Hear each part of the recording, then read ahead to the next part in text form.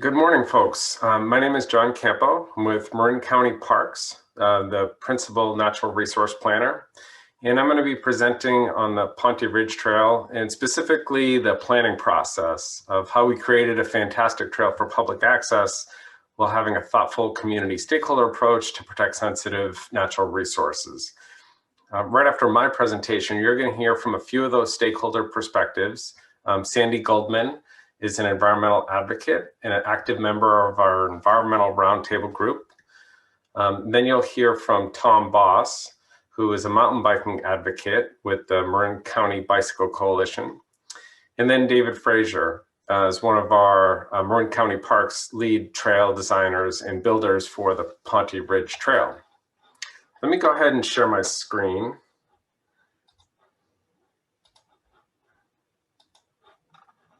Okay. And okay. So let me just take a minute to orient folks to Marin County. Our population is about 250,000 people. You see the red polygon here. We're just north of San Francisco, and 2/3 of the county is actually protected in open space. So you see all the green on this map, and that's a combination of different land agencies. Marin County Parks owns and manages about 16,000 of those acres.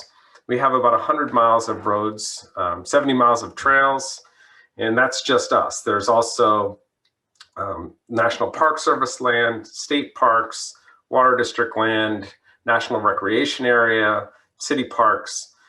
So we are very fortunate to have quite a bit of open space in Marin County.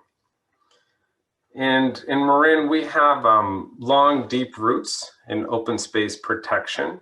Back decades ago, people fought hard campaigns to protect open space, to stop development and preserve the land for future generations. And a lot of those folks still live and are active in Marin County today. So they have a deep sense of ownership over the land and how it's managed. Additionally, recreation is not new in Marin like most other places. People have been hiking the lands, riding horses and equestrian use, and it's even been coined the birthplace of mountain biking, as this has been one of the first locations that mountain biking began in Marin County. And recreation use today continues to thrive.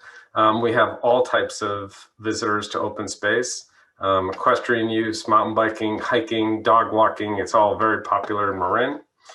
And those folks come from Marin, but they also come from the neighboring urban centers. We're very close to San Francisco, Oakland, and Berkeley. And folks on the weekends come to Marin County to recreate in the outdoors. And it's really no surprise. We have beautiful trails, beautiful open space with a diversity of habitats and beautiful vistas. It's really a gem, and we have wonderful wildlife and a diverse array of wildlife. These are some northern spotted owls, which are rare, but are doing very well in Marin County.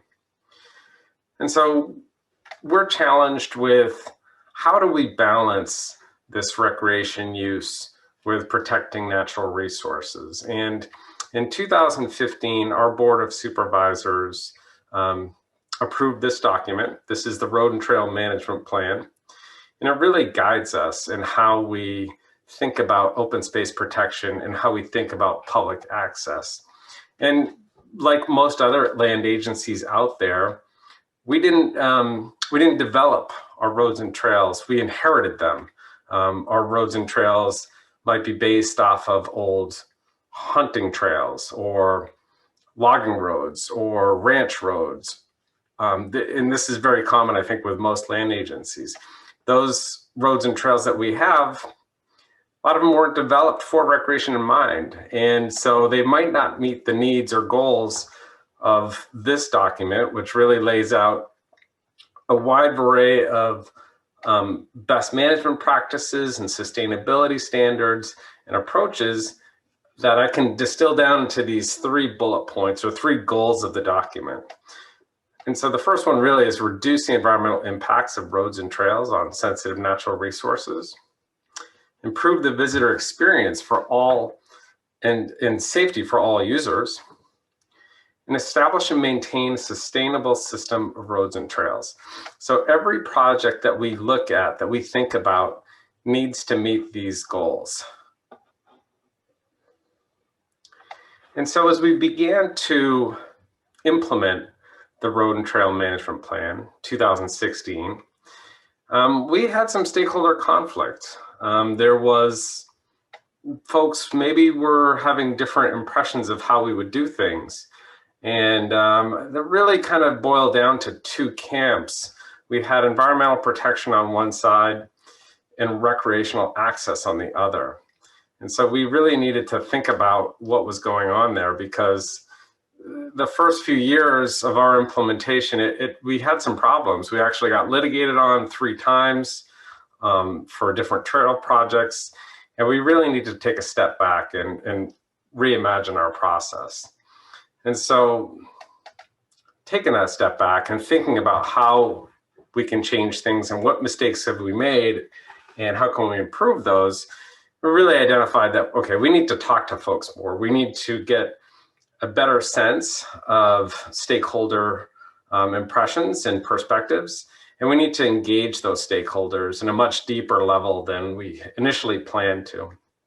And so you can see from this slide, there's kind of the obvious recreational stakeholders. For us, it's the equestrian community, the mountain biking community, the hiking, dog walking communities. And so we did that. But really, maybe almost more importantly, and maybe we weren't doing quite enough, or we definitely weren't doing enough, was the environmental community. And I think what really was happening there was, for the Parks Department, we had maybe this attitude that we're a green agency, we care about resource protection, and the environmental community does too. So we're already on the same page, and we weren't showing our work well enough. And I always think back to my 4th grade math teacher. If you get the answer right, but you don't show the work, you're not going to get credit. And I felt like that was kind of where we were with this. We were doing a lot of that work to protect resources, but we weren't showing our work, and we weren't hearing or giving opportunities for feedback to the environmental community from the environmental community. So they felt disenfranchised from the planning process. They didn't really have a meaningful way to contribute. So we created the Environmental Roundtable. And what that is all the major environmental groups send 2 representatives to this Environmental Roundtable group. And we meet every other month. Well, at that time it was every other month. And now we actually meet every month. And we do site visits. And it's a space where we can provide updates to the environmental community on our developing thoughts, not even full projects, but just thoughts and ideas. And then as those ideas and thoughts develop into plans, we take them along the entire journey. And then we have opportunities, multiple opportunities for feedback to redirect the project, modify the project, until we get that kind of stakeholder support from the environmental community as well. And so we, like I had mentioned, we were meeting every other month, and now we're meeting every month. We do lots of site visits, and we've been doing this now for over 3 years. And we have really one goal of that group, which is we're not there to talk about recreational preferences. We're not there to talk about whether hiking or equestrian use or cycling has more impact on the trails. Our focus is really thinking about resource protection. And this process started with just talking about trails. This platform has been so successful for us. We now think about all of our park projects going through this environmental roundtable. So all of our projects go through the environmental roundtable, having that additional lens of resource protection. And so I had just created this slide for one of the early meetings just to make sure I was on target with everybody's expectations of what we were doing. So I'll just go ahead and read this out to you. What is the purpose of this meeting, right? The purpose, the process, and the goals. And so the purpose of this forum is convened to facilitate a natural resources focused discussion and exchange of ideas between Marin County Parks and the environmental community. The process will be Marin County Parks will share information about project ideas through office presentations and site visits. And this platform will provide the environmental community the opportunity to take a deeper dive into national resource protection within Marin County Parks lands. And the goal is to develop a shared values and grow the relationship between Marin County Parks and the environmental community to provide updates and receive feedback on Marin County Park projects. And so that last one, the goals, is really important because, you know, with this ongoing dialogue, it's more than just exchanging ideas. It's developing a mutual respect and trust and understanding where each other is coming from.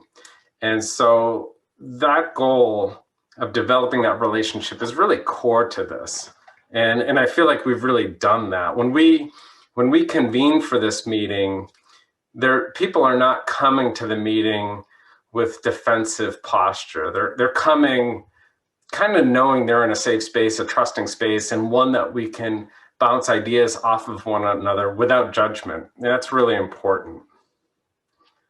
And so now I'm going to take a minute to walk through our process for the Ponte Ridge Trail and how we worked through the environmental table, because the environmental roundtable, the Ponte Ridge Trail was one of the first projects that we walked the entire thing through the environmental roundtable. So I'll just take a minute to go through that. And again, here's San Francisco. This trail is about 20 miles north, right off of Highway 101 in the Pacheco Valley Preserve. And so it started with an idea. It was not a project. We did not hand the roundtable a fully baked project and said, what do you think? We started with the idea. And like I mentioned before, the majority of roads and trails that we inherited were not designed. They were not built for recreation. This one here, this orange line that kind of goes down the ridge, this is an old ranch road. It's extremely steep.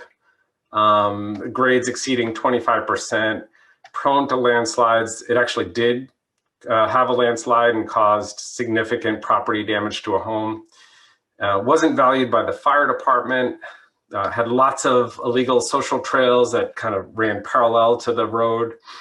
A good portion of the road is actually wasn't even owned by us. It was owned by a local jurisdiction that didn't have the funds to manage the road, so it kind of fell into a place of disrepair, and so didn't have a lot of value in the condition it was in. And so the idea was, what if we took this road, remove the landslide risk, abandon the road, restore the habitat, decommission the old unsustainable social trails, and in its place, create one sustainably purpose-built recreational trail.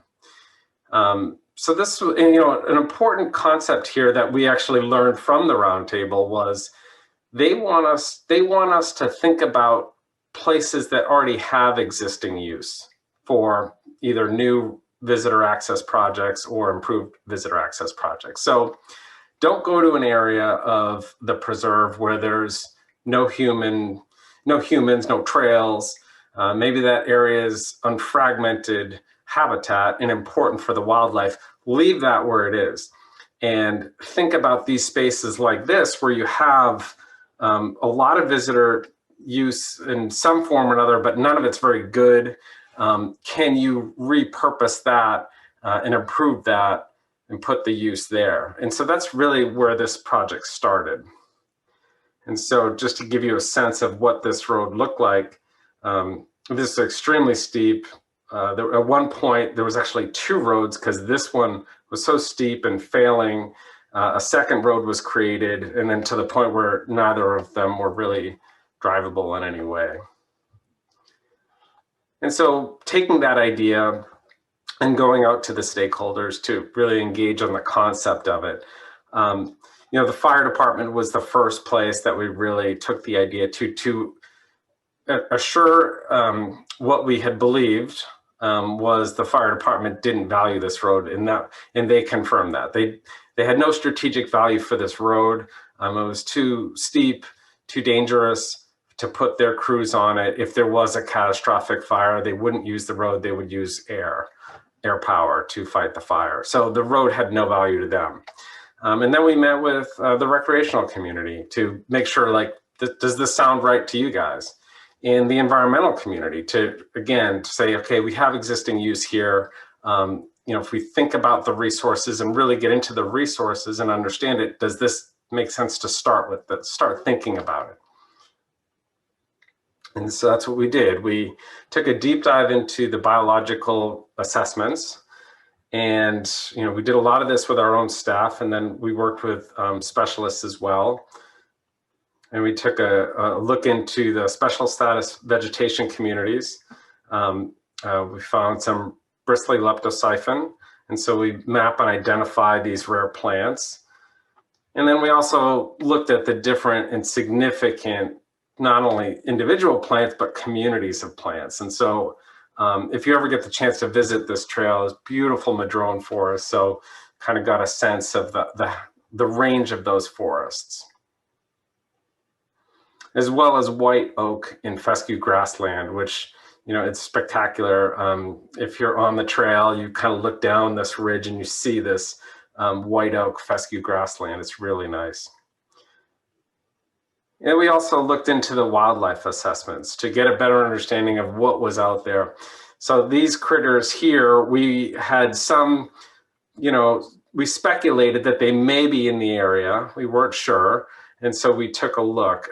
We did not find any of these species in the area, but from this map, you kind of get a sense. Here's our trail, and then here's the closest known populations of these special status wildlife.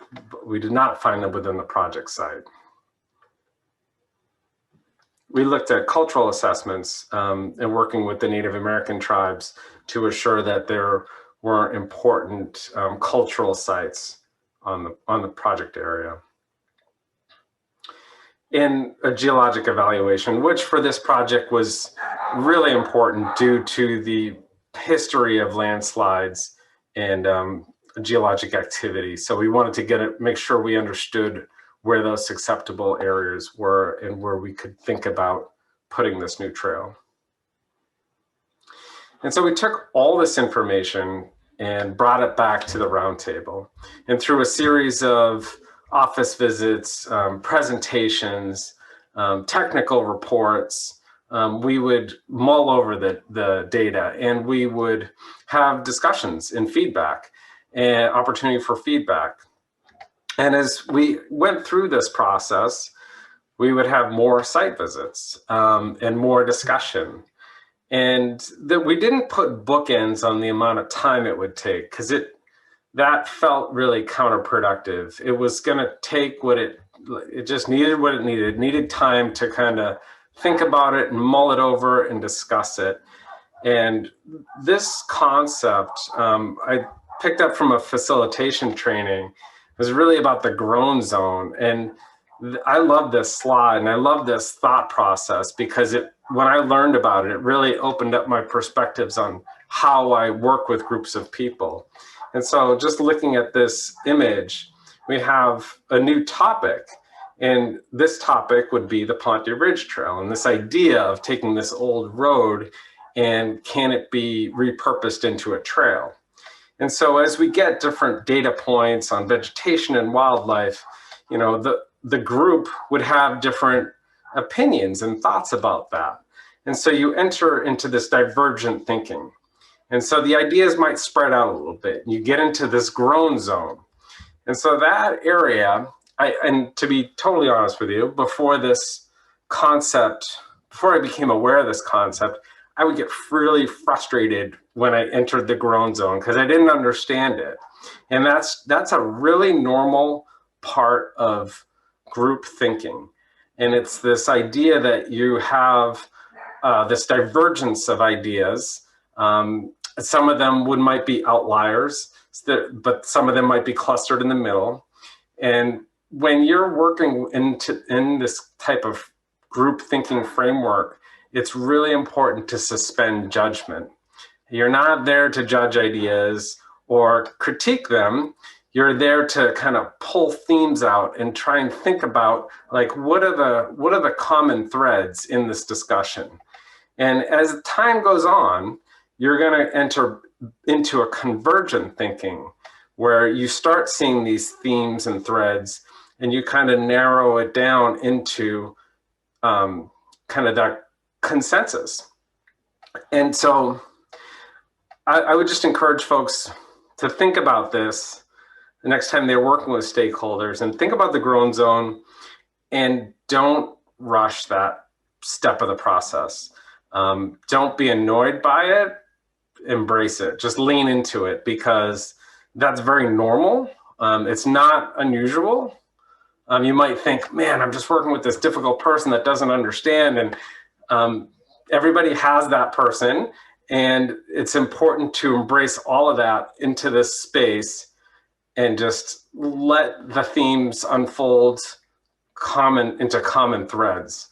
And so with Ponte in this project, through that time period, which took about 18 months to get into and out of that grown zone, these were the common themes that we pulled out. So everybody agreed that we should be thinking about protecting sensitive species, flora and fauna habitat.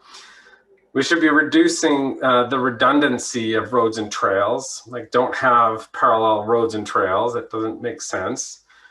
Protect large contiguous open space habitat in the region. So this is one part of the preserve we're talking about, but there's other parts that don't have trails. It's unfragmented habitat, and we all agree those are important to keep just the way they are for wildlife.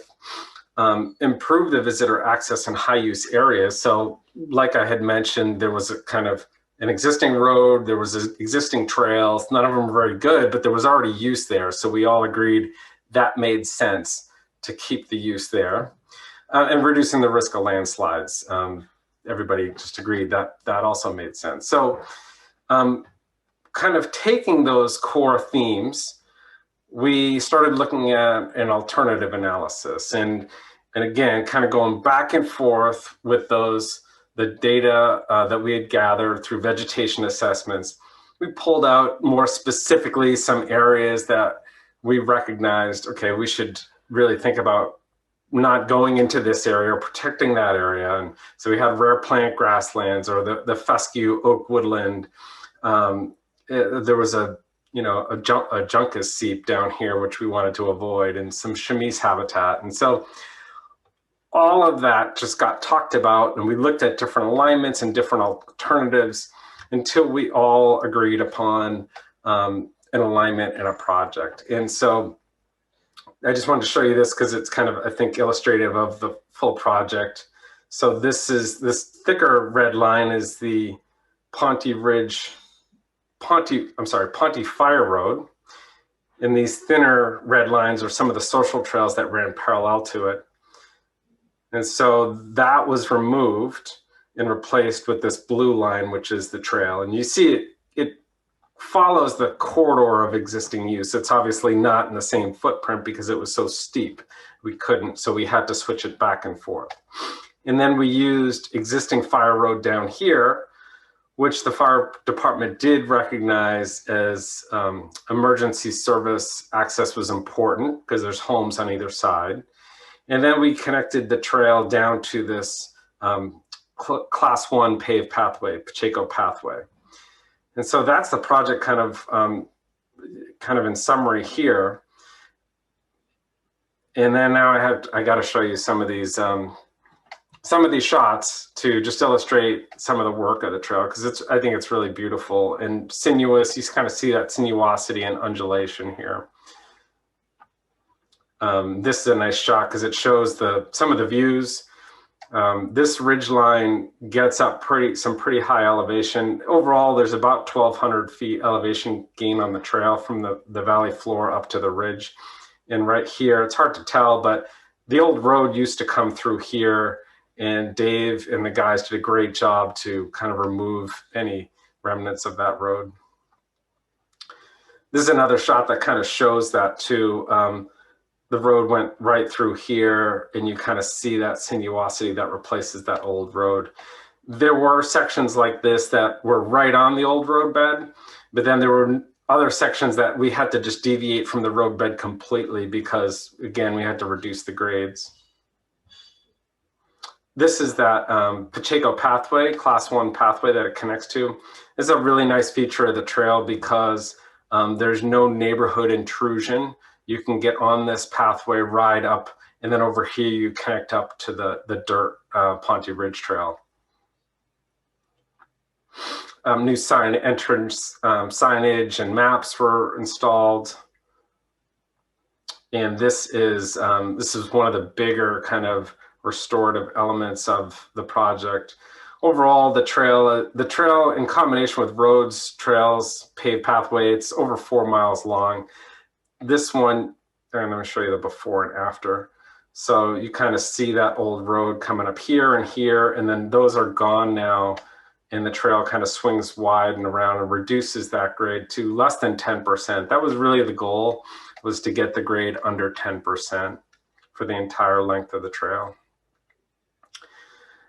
And so, this process is something that we took through the environmental roundtable from beginning to end. And like I had mentioned, it's now something that we do for all of our projects, not just trail projects. We look at different like kind of park settings, even playgrounds, whatever, like how does it impact the natural resources? And it's just a process that's worked really nicely for us because we now have a much better relationship with the environmental community. They're not guarded around us. We feel like we're all on the same page, and to be fair to us, it wasn't as if we just grew a green bone and all of a sudden now care about the resources.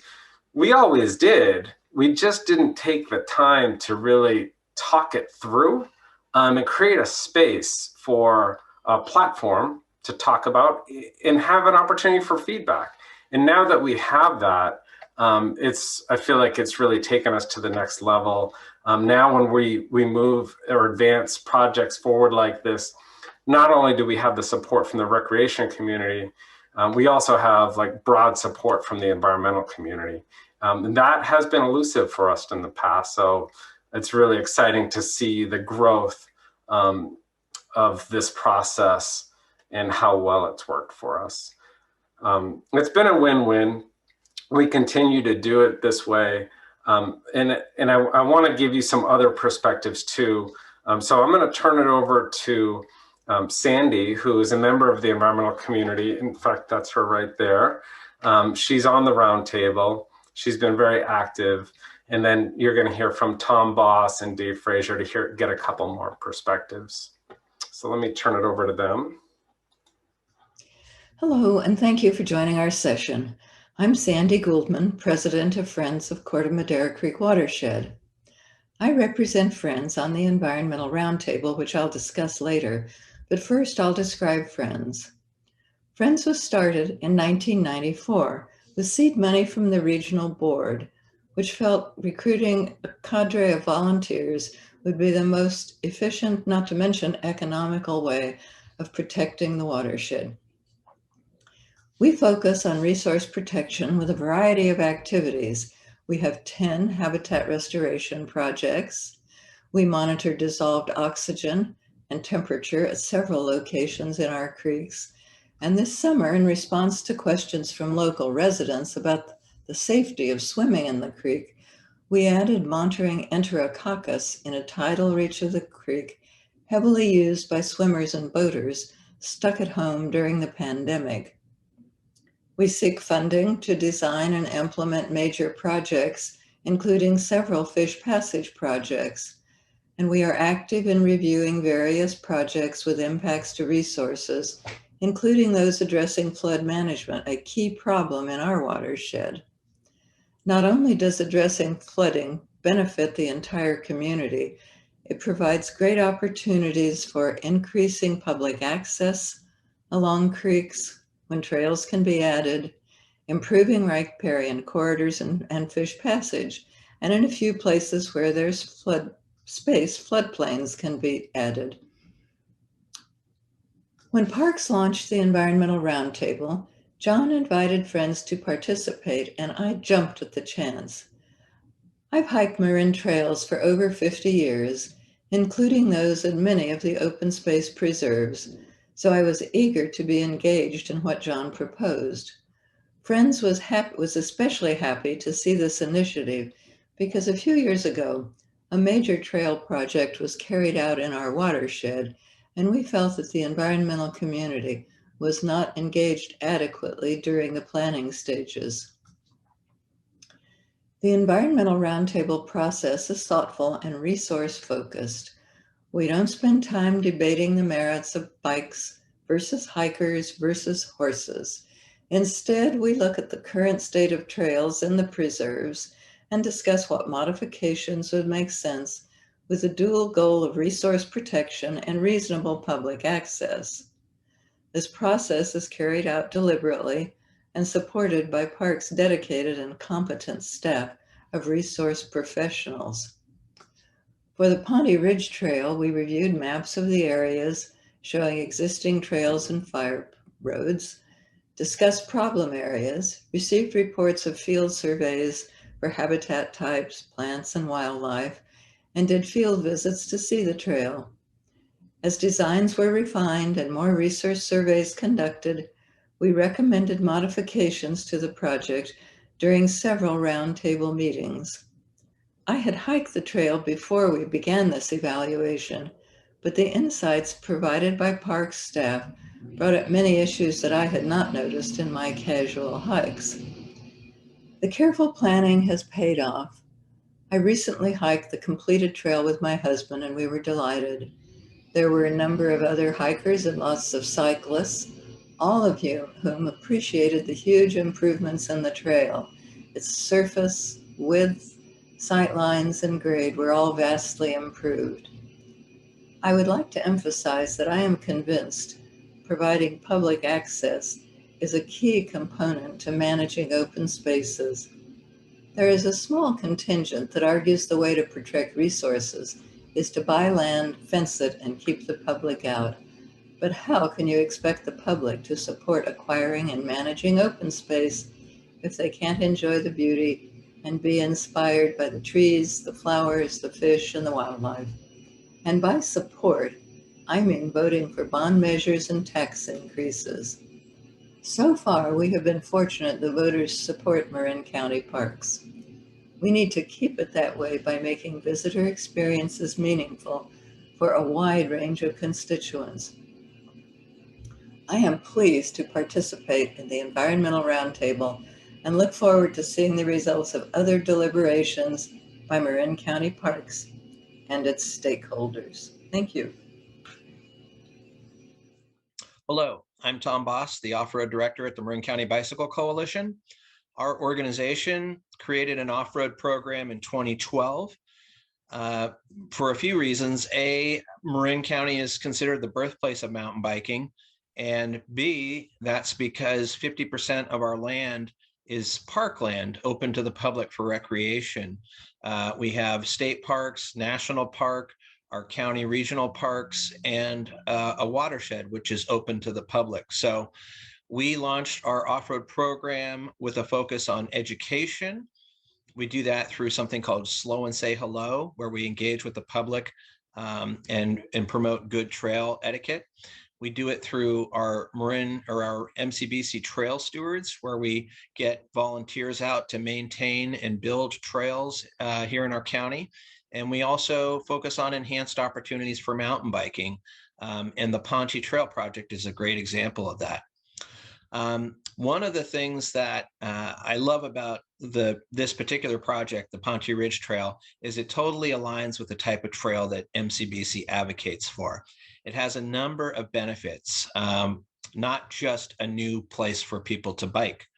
It has environmental enhancements. We're taking a very steep fall line fire road that was erosive, causing sedimentation, impacts to the habitat, and it decommissions that and replaces it with a much more sustainable trail, and a trail that's easier to navigate. The fire road was extremely steep. It wasn't fun either on a bike or on foot.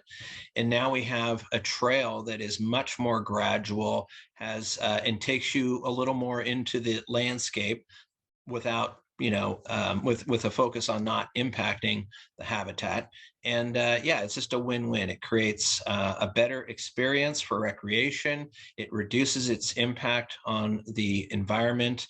And we were able to take a very erosive, failing ranch road and decommission it. Some of the benefits of working on this project with other stakeholders and parks is we had the opportunity to bring out volunteers to help actually build the new trail and get to see firsthand how that works, how the sausage is made, so to speak. And also, we're really evolving how we interact with volunteers so that we get more work done in the limited time we have. We usually have 3 or 4 hours, and if you spend an hour or more just explaining what the project is and what you're going to do, you might not get much work done. But working with Marin County Parks trail crew, they had it really dialed where we focused on 3 different things. We broke up into groups, everybody had their tools, and we got to work right away. And we buffed out over a mile of trail in a matter of hours. So and another thing that I want to point out about this particular trail is that building it from scratch, they built it with undulation and sinuosity built in from the start, and that's by adding grade reversals rather than having, because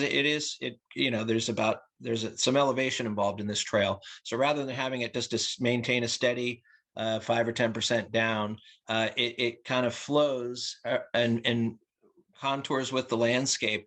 But what those grade reversals do, they make the trail a little bit more interesting for the recreation experience, but also it serves a double purpose, which is it provides an extra defense against water eroding the trail. That's the biggest issue we have with trail degradation, is the water that gets channels down the middle, forms a rut, and then you have a failing trail and something that starts to become erosive.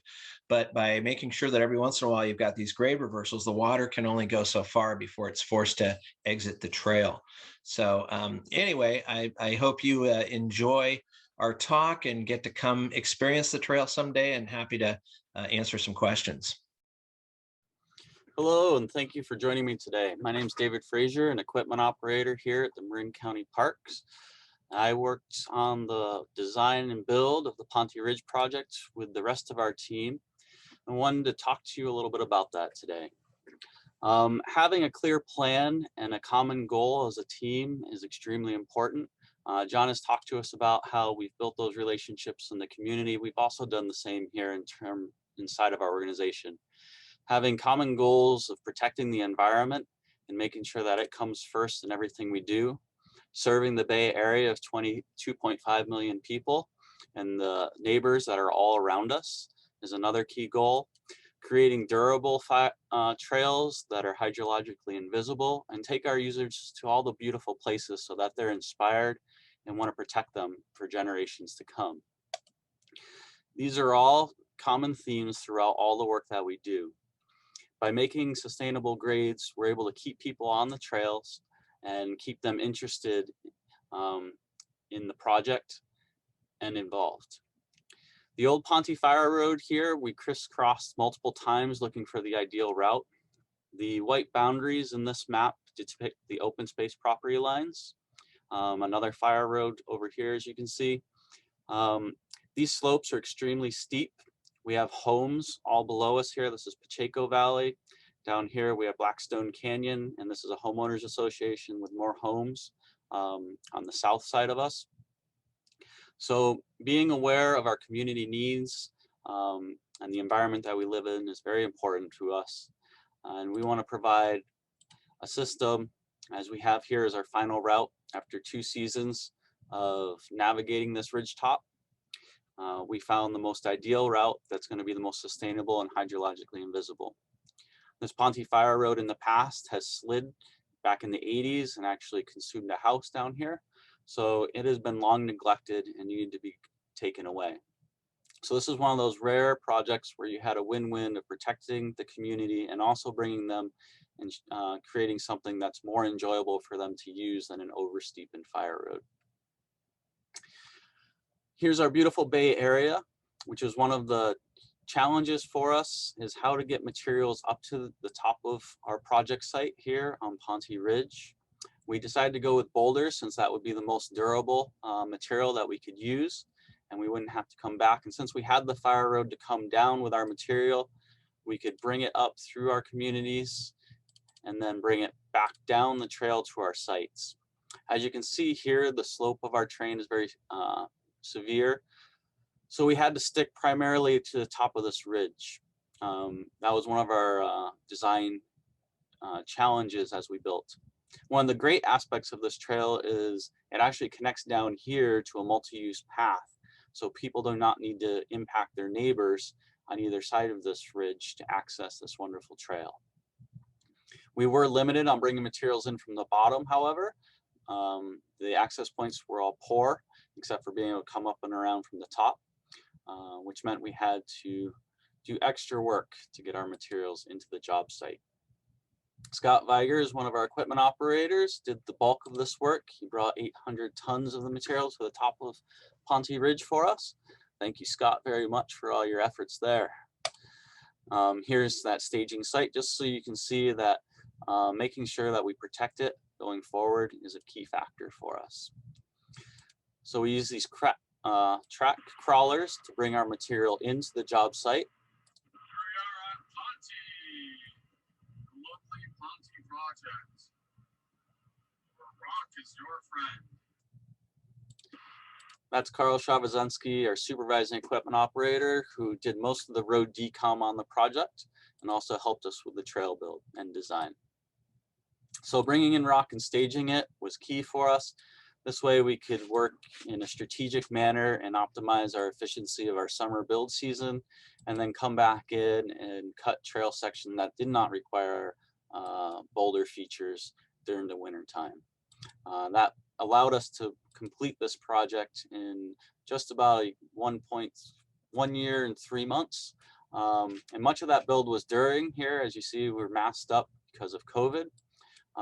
So that was pretty impressive that we're able to make that happen so quickly. Here's one of those climbing turns that required so many boulders. Each one, because of the severe slopes, took about 40 to 60 tons of material.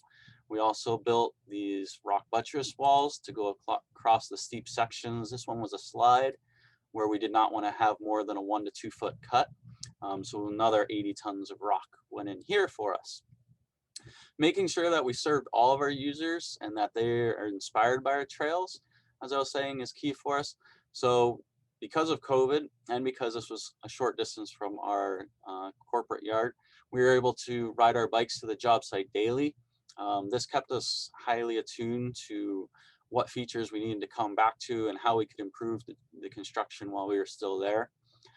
We also create this as a multi-use trail for our hikers and our equestrians. They're just as important to us as all of our bike enthusiasts.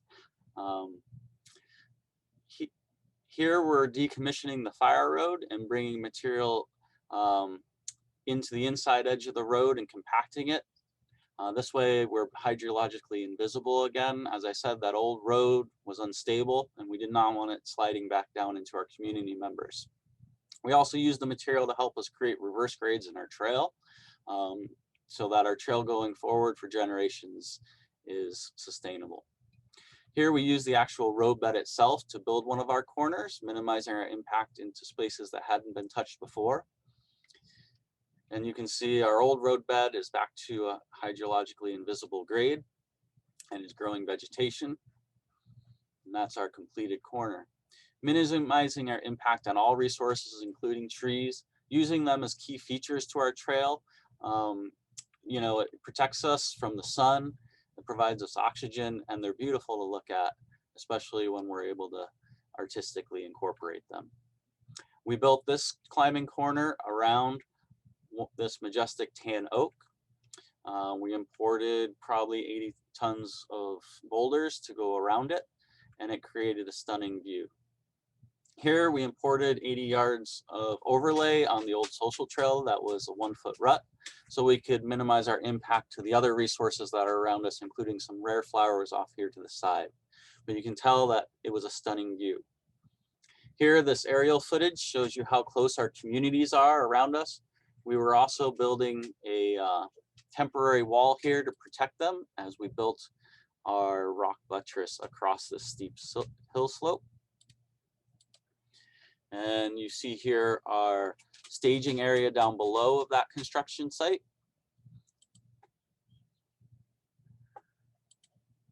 And here's our wall after construction. We also wanted to fill that old road cut, you know, bring it back to natural grade. About 9,000 yards of material had eroded out of it in the past.